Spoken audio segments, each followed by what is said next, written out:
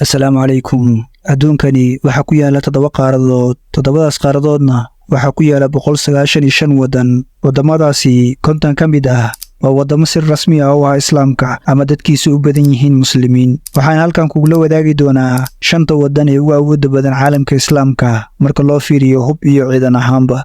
Ku soo dhawaada maanta muuqaalkeena. Aynu ka soo bilowno kaalinta shanaad. Kaalinteennii shanaad waxaa noogu jira dalka Saudi Arabia. Waddankani waxa uu maalgashi ballaaran ku sameeyey qeybaha kala duwan ee awoodda militariga sida difaaca hawada, badda iyo berigaba. Sanadkii la soo dhaafay 2023, miisaaniyadda maalgashi ee militariga waxa ay kor u dhaafaysay $69 bilyan oo dollarka Mareykanka ah. Waxa uuna ku jiraa kaalinta 23aad kala sareynta awoodeed ee militariga adduunka.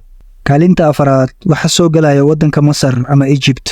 Waddankani waa waddamada ugu awoodda badan waddamada Carabta. Waddankani Muslimka ah ayaa maalgashi ballaaran ku sameeyey casriyeynta qalabkiisa militari, waxayna haystaan noocyada kala duwan ee hubka casriga ah oo ay ka mid yihiin taangiyada, diyaaradaha iyo maraakiibta dagaalka.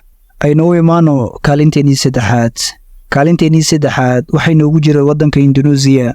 Waddankani waa waddanka ugu muslimiinta badan ee caalamka, waxa uuna leeyahay militari aad u badan, waxaana loo arkaa inay leeyihiin saldhigga ugu adag ee waddamada Islaamka. Waddankani waxa uu ku dadaalay in la yareeyo ku tiirsanaanta waddamada shisheeye. Waxa uuna maalgashi ku sameeyey warshado sameeya hubka fudud, gawaarida gaashaaman iyo maraakiibtaba.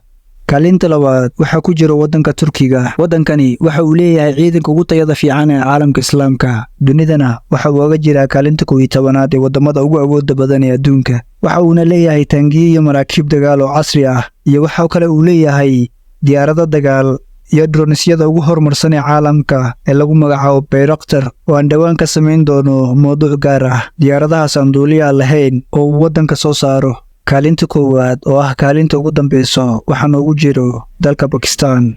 Waddankani waa waddanka keliya ee Islaamka ah oo haysto bamka nuclear-ka. Bamkani caalamkoo idil waxaa haysto 9 waddan oo keliya ah inta la hubo. Waddankani waxa uu leeyahay militari aad u badan oo haysto hubka noocyadiisa kala duwan. Sidoo kaleeto waxa uu leeyahay ciidanka cirka oo haysto diyaarado kala duwan oo casri ah. Waxa taa u sii dheer, waxa uu leeyahay ciidamada badda oo haysto maraakiib dagaal oo casri ah.